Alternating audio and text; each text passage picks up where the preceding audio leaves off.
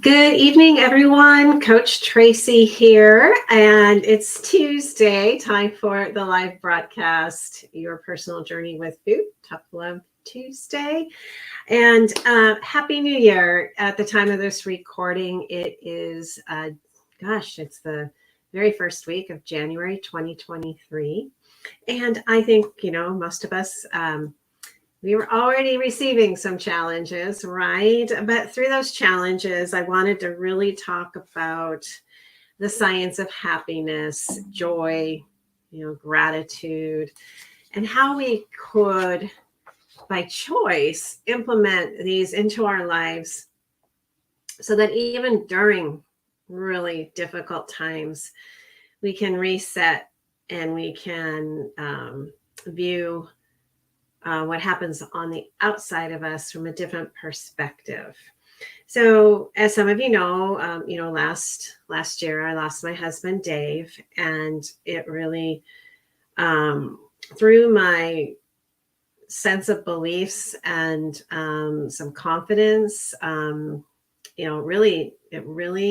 let's put it this, brought me to my knees, and it shook me to my core, where I just second guessed everything and just, realized how, I knew how wonderful my life was, but again, it solidified that in me, just how blessed I was, and how is I going to ever feel okay again, And so I've been talking about this a little bit.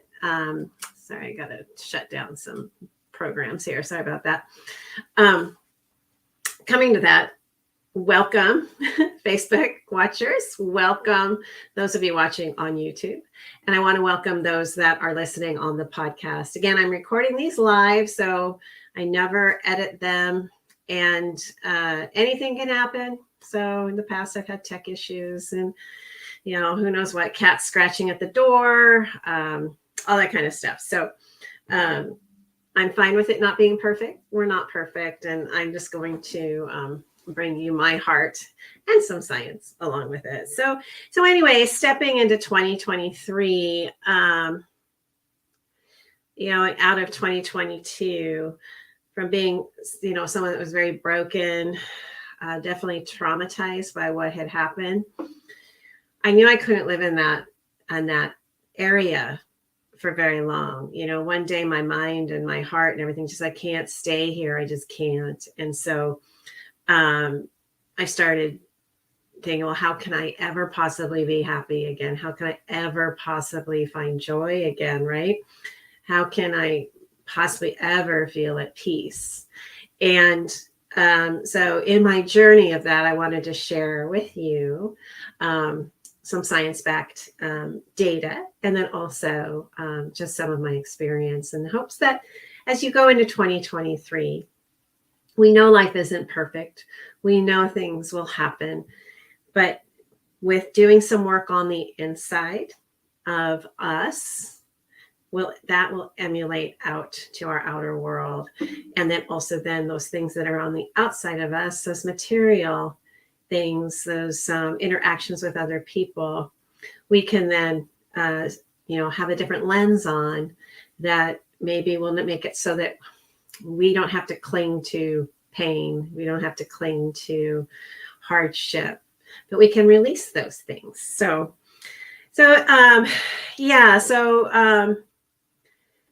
basically, I was thinking, how can I take all the hardships from not only 2022, but all that I have experienced in my whole life, right? And convert that pain and that sorrow into actual wisdom. So revising the way I see the past and say, what can I learn from it?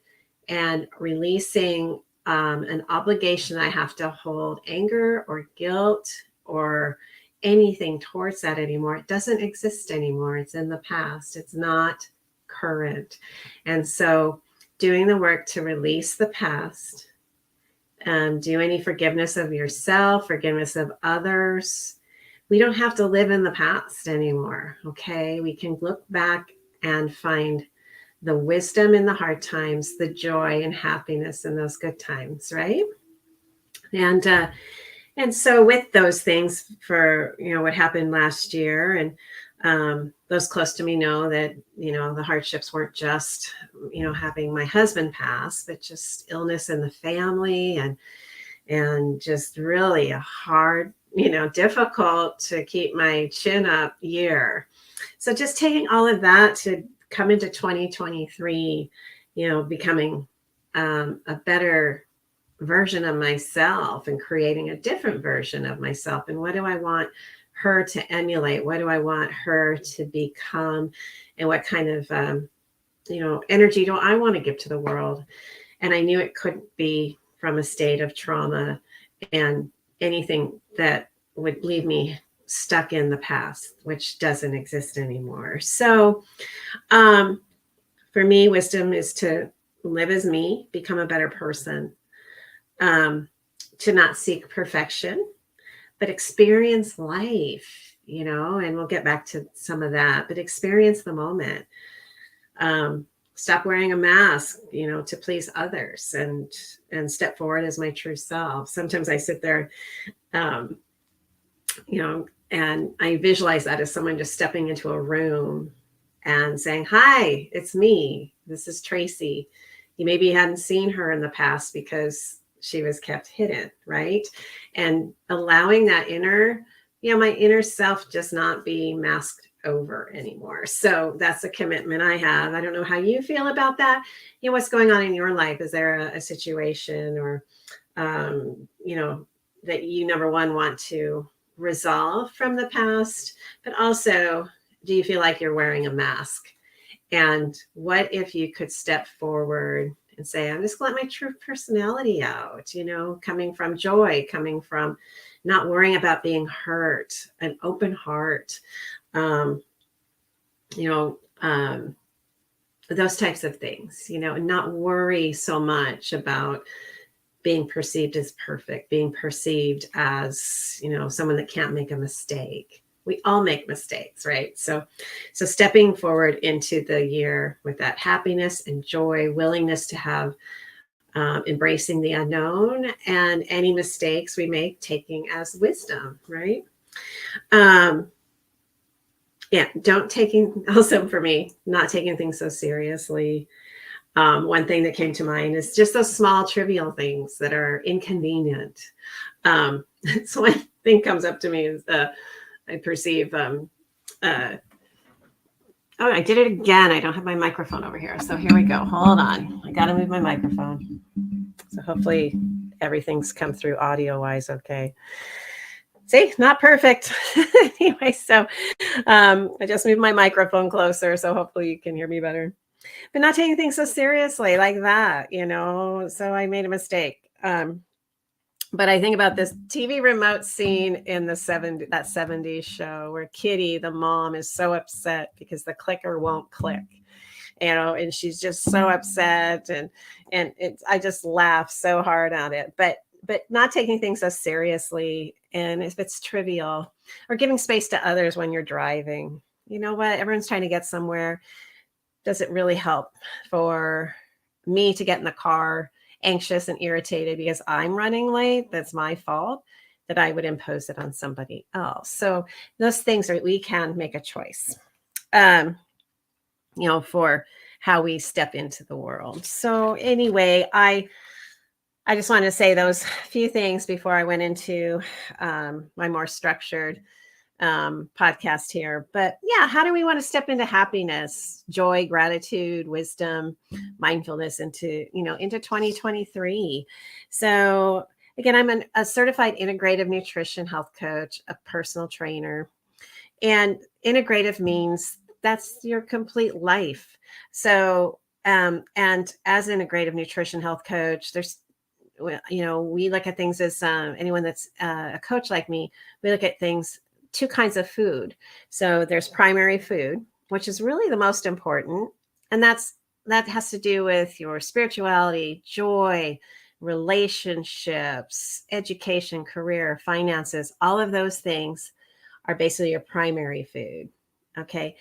not to negate how important secondary food is, which is actually what you eat, because they do interact with each other. But primary food, we have to look at everything around us and our mindset as primary food, and they all are connected.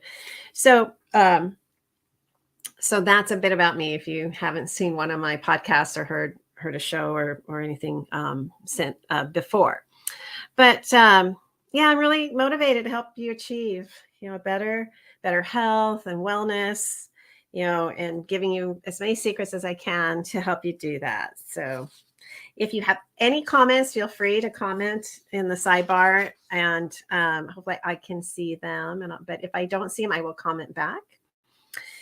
So the definition of happiness is basically the state of being happy. And to be more specific, it's happiness is the appreciation of life, moments of pleasure, but overall it has to do with the positive experience of emotion. So, it's digging a little deeper here. If you had a chance to watch, there's a great TED Talk by Dan Gilbert. And he provides, an opportunity to compare happiness levels in lottery winners but he was surprised. He found that after a year of working with these people that had lottery winning, so that they really didn't become more happy. Okay. They basically found that, and I'm going to repeat this throughout these slides. So winning the lotto, yes, it makes you happy. You're like, oh my gosh, I got this money. I can finally be happy. But they're finding that that really is not the case when you do scientific review. We can get even deeper. So we have the human brain, just a little bit about that. So I've really enjoyed studying more about the brain these last months. And so our frontal lobe is the part of the brain right behind the forehead. Okay. So it's responsible for our behavior, our learning, our personality, and voluntary movement. So it's the part of the brain that separates humans from other animals. The prefrontal cortex is located in the frontal lobe. And so it's explained that the brain has an experience simulator that allows us to imagine experiences without them having actually, happened. No other animal can do this. So it has the ability. So that's kind of a good thing for us, but also can be a bad thing, because I know my brain can tell me stories. It'll rile me up. It'll say, oh, so-and-so didn't get back to you because this, maybe you said something wrong, and it'll equate into this whole drama in my mind, and oh my gosh. And how many times does your brain do that to you and it's wrong, right? The good part is that the brain can also see forward and create things in your mind that make you happy, or it helps you project happiness. So no other animal is able to do that. So there's basically two kinds of happiness that this Mr. Gilbert states. He says there's natural and synthetic. So he defines natural happiness as the result of getting something we want. So like the lotto, possibly. And synthetic happiness is what we make when we don't get what we want. So, and I think that's when you find happiness, even when life doesn't go the way you hope it will. But what's happened to our society is that we have a strong belief in the synthetic beliefs that synthetic happiness is inferior to natural happiness. And natural happiness is everything outside of us, is how he defines it. So whatever term he uses, for me, I would say maybe internal happiness, as opposed to looking outside of myself externally, that, this mouse makes me happy because it works really well. If I didn't have this mouse, I'd be very unhappy. If that makes sense. Okay. So, our society, again, has a lot of emphasis on things that are external to make us happy. And that's giving us a bit of a challenge. Higher, less, levels of depression, higher levels of disordered eating, all of those things. Because we believe that something on the outside needs to make us happy. Someone should be making us happy. Go into a relationship and hope that that person will make us happy. Buying the new house will make us happy. Okay. So there's a challenge there because it's, a happy life isn't always about getting what you want. It's about learning to enjoy what you get. Envisioning happiness, that internal happiness, is really not cheating yourself to be happier. It's about making a decision to, no matter the circumstances, to find joy, to find mindfulness, to find happiness. And that's an internal factor. So that internal happiness is more long term, right? So, so kids, sometimes you get them presents for Christmas. And they really wanted that present. They wanted it so bad. And they're just like all about it. And then a month later, on to the next, not happy anymore. So we're like that, and as adults even, oh, I got to get the new car, or I got to have the bigger house. And if I could just have the bigger checking account, I'd be happy. That's all I got to do. And we're finding that really these external factors, you can find multi-millionaires that pass away and they feel empty, So again, let's think more about how our internal being, our internal life is going. We're going to figure that out. So there's also what he says is general happiness, which is a congruency between what's inside and what's outside.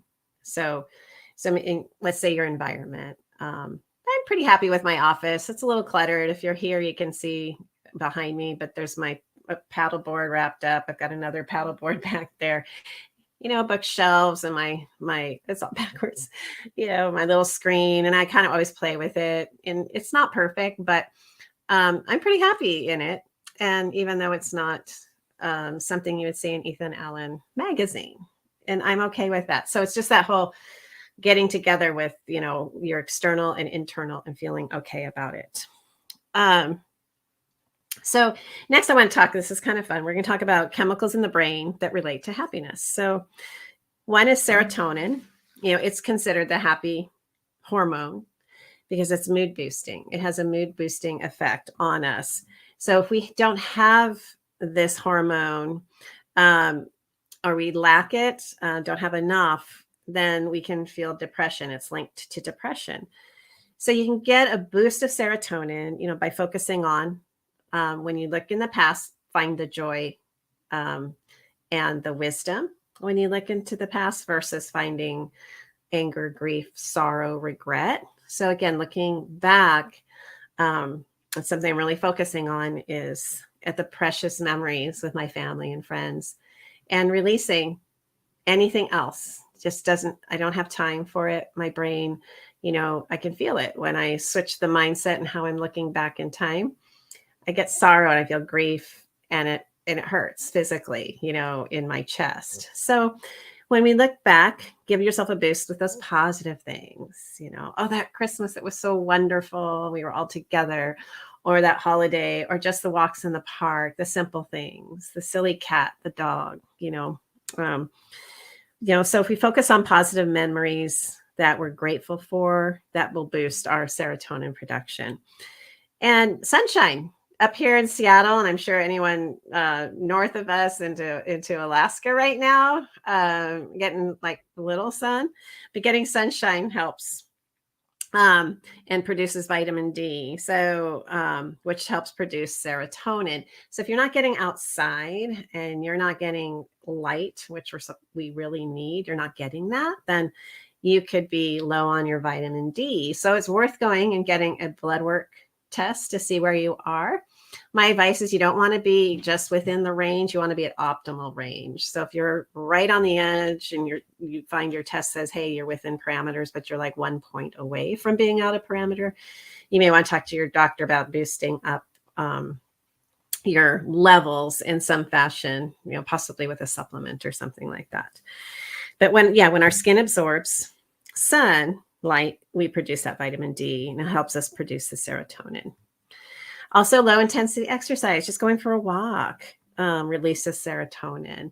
I like to go for walks without a headset, and then I just stay present with, nothing coming in except what I'm seeing outside, hearing the birds, hearing the wind blow, just the random sounds we can get from walking without being plugged in, just releasing that. Let's see. So dopamine is a pleasure hormone, and it increases our drive to accomplish a goal. So when we exercise, it helps with the dopamine. So you can give yourself a boost of dopamine by setting some fun goals for yourself. And hopefully you can't hear. My cat is yelling outside the door. Can you hear him? Oh, goodness gracious. My apologies. Oh, gotta love live.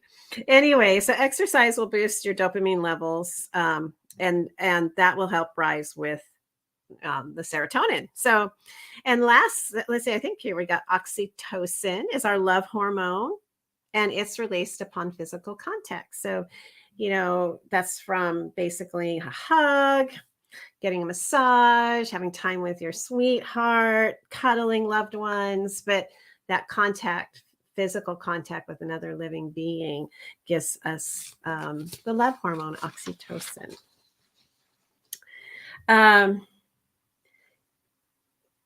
Let's see, we've got some words of wisdom. So ancient Greeks defined happiness as the joy we feel when we're striving after our potential, when we're, that's Aristotle. Happiness is a state of activity. When asked about the requirements for happiness, Eleanor Roosevelt responded, I feel that you have been honest with yourself and those around you, a feeling that you have done the best you could, both in your personal life and in your work, and the ability to love others.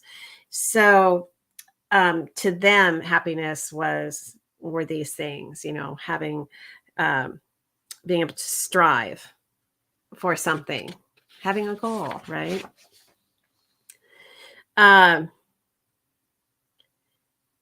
Research has shown also, there was a study at Harvard. It was 75 years long, which is pretty cool. The study, has evolved to include more participants. They had, it started out with just a few people, but started in 1938 with a group of college students. And it's now evolved to include more participants about every 2 years.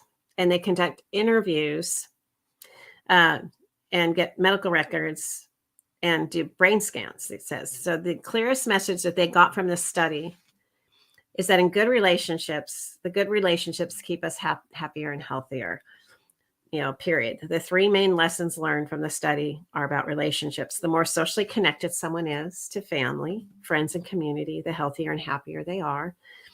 We're tribal people, right? Being alone and isolated is not something that we benefit from. People who are isolated suffer from poorer health and tend to be less happy.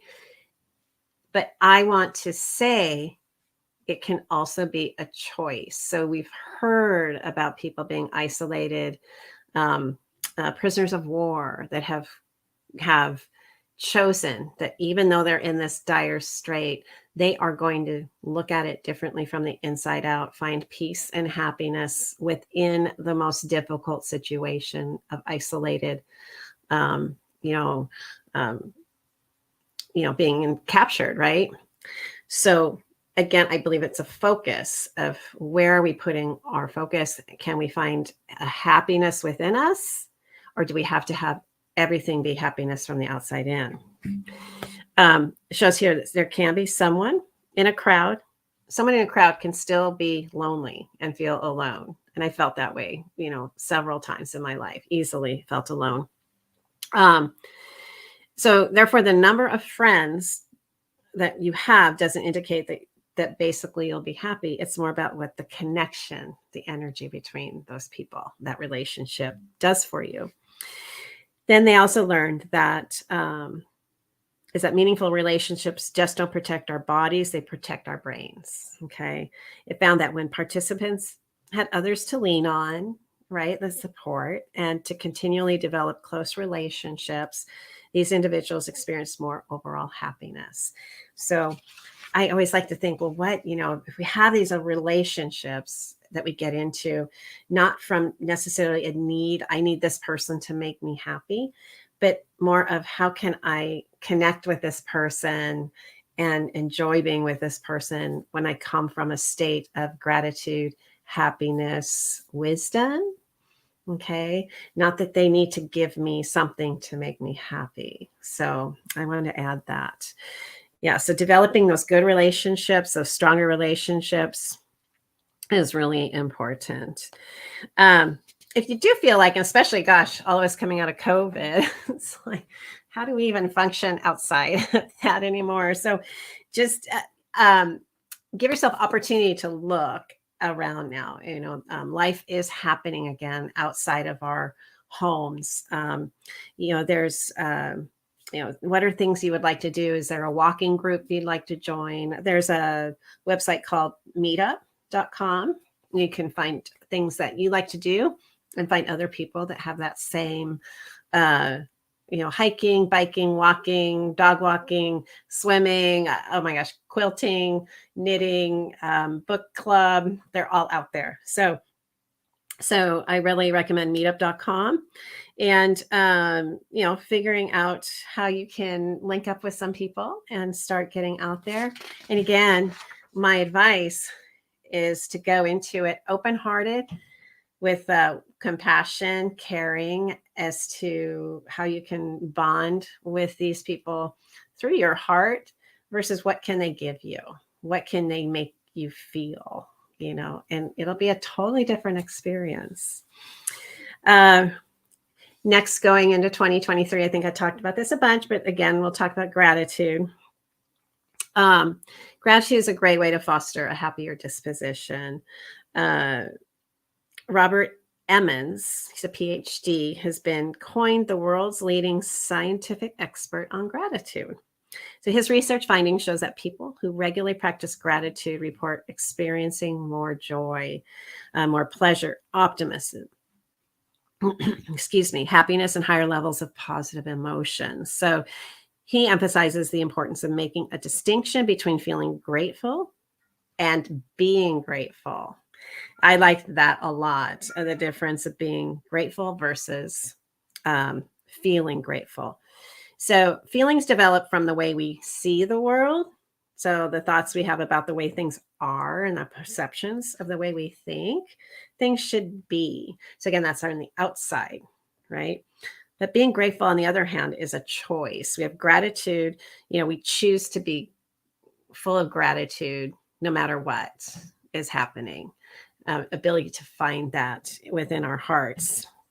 Gratitude provides a perspective in which we can view life in its entirety and not be overwhelmed by the temporary circumstances. So that has helped me immensely because, again, I just didn't know how I was going to function, after everything that happened in 2022.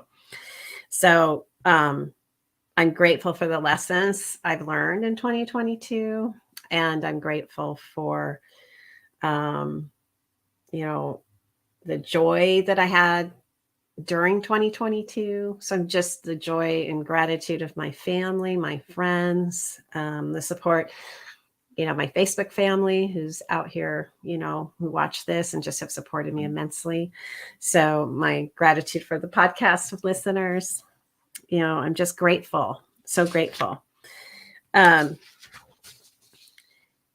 here's how you can start to be grateful. So start a journal. And I think I've shown this before. So this one I like to use. It was given to me, a long time ago. And I like to write in it like 5 things a day that I'm grateful for. And sometimes I forget. And, but I'd love to go back and read, what I've written. It just reminds me of all my blessings. So that's a quick one. Just jot down, brainstorm. What are you grateful for? And it can be as simple as like earlier, I love this little mouse. It helps me run my computer. Anyway, that's just one thing. Yeah, so you can reflect on questions. So what have I received? What have I given? This was interesting too. What troubles and difficulty have I possibly caused? And that gets us to open up and actually really look at maybe our behavior. Don't do it with a whip, though. You're just trying to be aware. And then giving prayers of gratitude and consider, the prayers and gratitude are considered in many spiritual traditions. So that's very helpful. And then visual reminders are a great way to trigger mindfulness throughout thoughts of gratitude. So practice the motions, meaning of smiling, saying thank you, writing letters of appreciation. All these things regularly strengthen that emotion of gratitude. And then look for ways and opportunities that you can give appreciation and gratitude to others, and it'll get the brain looking in a different perspective. So as opposed to being all about you, why me? Why is this happening? Why did I deserve this? All of that, that level of emotion is so harmful to our bodies, and it doesn't help us to reach out and connect with others. So releasing the ego that we have and just looking to see how can you be of service no matter what your circumstances are. Here's another one I really like to do, something I've been practicing over the last 3 months, but just quietly sitting. I close my eyes and just start a nice breath in and out, just slowly breath in and out. And I have let the thoughts of gratitude come across my mind and the lessons of wisdom, and just being present and noticing like something will just pop up that I hadn't remembered in a long time, or maybe my mind will give me an idea, an opportunity of something I hadn't thought of. And it'll feed me other noise too. But if I tell it, I just really want to work on gratitude. I just want to feel gratitude. It's very uplifting and helpful. I've cried too a couple times because realizing how blessed I am. And that's a pretty amazing feeling. So that leads me into mindfulness. I've talked about this before. Mindfulness is defined as a mental state achieved by focusing one's awareness on the present moment while calmly acknowledging and accepting one's feelings, thoughts, and bodily sensation.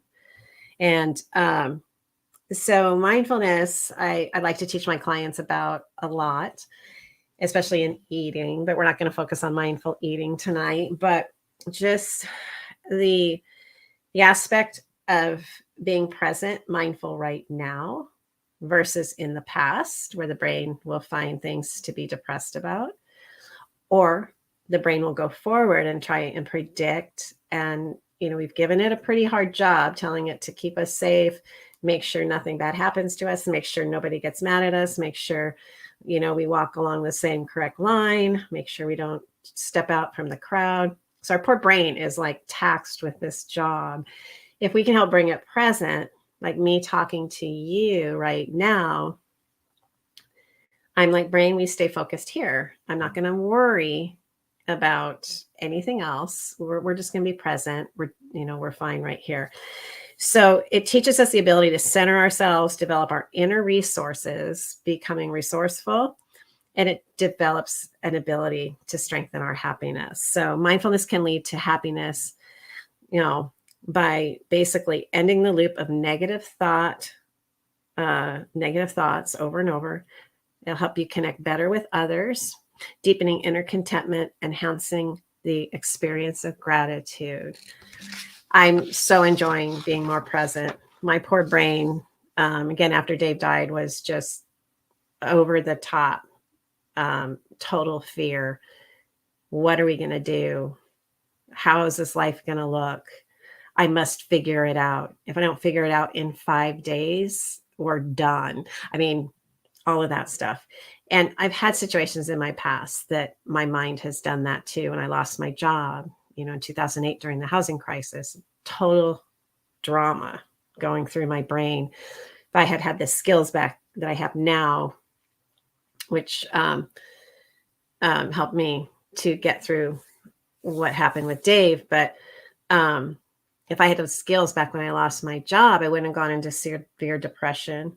I would have found contentment and things like that. So being mindful and letting the brain just be present makes you much happier. Okay. It takes some practice, so don't worry about that. You may not be good at it right away, and it's always something to work towards. But some fun things you can do when you're out and about even is just notice 5 things that you can see. So that's why I like going for my walks without an earbuds in. What are some things I can focus on? The tree, the sound of the wind, the smell of the air, how's the wind feel on my face, that kind of a thing.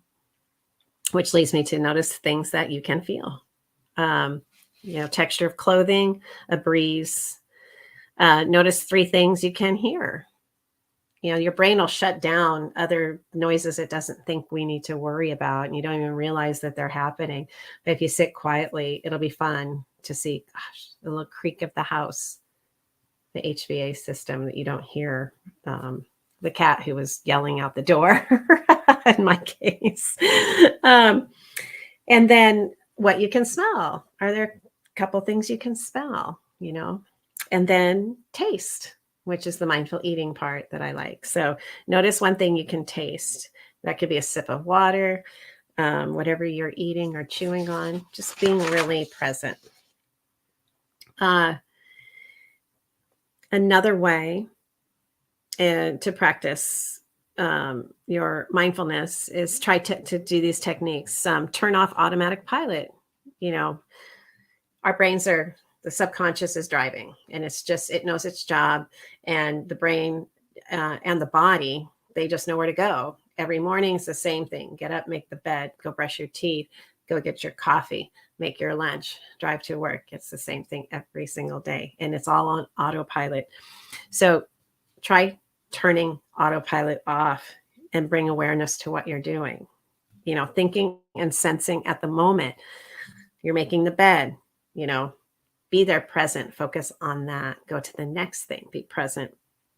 But you can do this sitting in a park. You can just, anywhere you want to go, take a moment, settle into a comfortable posture. Notice the thoughts that come up and acknowledge your feelings, but let them pass. You don't have to cling to them. The brain, like I said, is talking all the time. It'll just throw in something from the past. Acknowledge it, feel it, let the thought pass you by. Step 2, bring awareness to your breath. So you're going to focus only on the act of breathing, in and out, nice and slow. How's that feel in your abdomen? How's that feel just throughout your whole body? Consider how your chest rises and falls. So I'm focusing on that, the belly moving out, moving back in. And then find a pattern that you feel comfortable with. And then extend your awareness outward and notice sensations you're experiencing. Tightness, aches, a lightness in your face or shoulders. And then expand your awareness to the environment around you. Just being present, okay? And letting those thoughts go by. Helping that consciousness, the awareness start to come forth versus just autopilot everything. Okay. So, again, we were talking about the aspect of that external happiness, needing things outside of us in the material world to dictate if we're happy or not, versus that sensation of just being happy, okay, internally. That's where too, there's a lot of science about getting out in nature. breathing in the air. We are from nature. We are of this planet. We're very connected to it. So that's why sometimes we get out in there at the ocean or a lake or go for a walk in a wooded path. And it just is this, you really pay attention and you listen and you feel there's just an incredible connection with it. So getting out into nature is so important, and that will help with happiness. So what I love is that nature makes us happy because it really teaches us that there's nothing really wrong with us. We can pick on ourselves and say there's something wrong with us all the time. But if we realize nature is perfect and imperfect at the same time, and if we're from that, right, then we are the same. We aren't different. And so we, as we get out into nature, we give ourselves time to do that and quiet our mind. Don't worry about the clock. Surrender your ability to have comfort and control. Release the unknown. It can actually just calm your nervous system down immensely and help you feel happier. Okay. And then giving. Everyone knows, like, if we give our time, we help others, show compassion. It's just something that can really help us a great deal. Again, back to, you can find someone that's won the lotto or who's very wealthy, very rich, but it's like, Scrooge, let's put an example. The, Christmas Carol is a great story. But having compassion for others and giving of your time and just having some time where you're not focused on somebody else. I mean, on yourself, pushing that ego aside. So some really great ideas I was thinking about, without spending any money that you could do is volunteering. So in this area, there's food banks, Hope Link, where I've taken some time off, but I was stocked shelves for the food bank. And then, but you can cook, find places, to help cook for people, give blood, be a mentor, become a mentor, assist seniors in need, lift a soldier's spirit, find programs that you can help interact with others and share your skills. So if you're a really great carpenter, there's options to build homes. Here in the area, we've got what's called Rampathon, where the building community gets together and builds wheelchair ramps for those in need. Pick up trash. Just take a moment, get a bag, and go out and pick up trash. Anything like that. If anybody has some other areas that you think of that are great for volunteering, please put them in the comments below. So anyway, here are some proven techniques for cultivating more happiness. This is my final tip. So savor the moment, be present. The next day, you've got a schedule. It's going to take care of itself. So we don't need to ponder it right now. We'll just be present. Tomorrow's going to come. You're going to wake up. You've got everything on a calendar. It'll take care of itself. Okay, so stay present, savor the moment, take control of your time. That's a big one. Okay, don't let it waft around so much, but don't be so controlled that you feel like you're boxed in and stressed to a calendar. Leave yourself some room for things that come up and for a traffic jam, that kind of thing. It's interesting. It says act happy. Well, you can act happy, but still feel really stressed on the inside. So my advice is learn to find contentment within, learn to be present, open-hearted, let that ego go, and don't strive for perfection, and keep that open heart. Okay. So find happiness from within. Make time for exercise and sleep. If you're sleep deprived, it's going to be really hard to have the energy. Okay. And sometimes it's just hard to get good sleep, but schedule time for your ability to go ahead and regroup. Catnap in the midday. Try and get to bed a little earlier. and give time and attention to close relationships. Okay, nurture those relationships. Again, not for what they can give you, but what can you, if the relationships are about how each person can come forward and serve the relationship and make it just impactful, whole different thing than someone saying they need somebody to give them something to make them happy. Okay. Being mindful, which we just talked about, present, mindful what you're doing, express gratitude, give gratitude, express gratitude. Okay. And give more. Figure out a way that you can give more somehow to help others. All right. My final quote for tonight. The key to happiness is knowing you have the power to choose what to accept and what to let go. So again, it's teaching your brain how to witness your thoughts. And when let those thoughts just go by, acknowledge them. You may feel the emotion associated with the thought, but you don't need to cling to these negative thoughts. Okay. Yes, they're going to come up. Bad things are going to happen. I'm not saying don't feel things. Okay. You're going to feel things. That's part of being a human being. Acknowledge, have the emotion, and let them pass. So if you have, oh gosh, yeah, share in the comments with me how that quote might make you feel. Again, the key to happiness is knowing you have the power to choose choose what to accept and what to let go. Okay. So personally this year, and you can let me know in the comments as well, I'm going to continue to practice gratitude, the mindfulness, and a willingness to be okay with the unknown, the willingness to surrender, because I really don't have the control I thought I had. Okay. And it actually makes me pretty happy.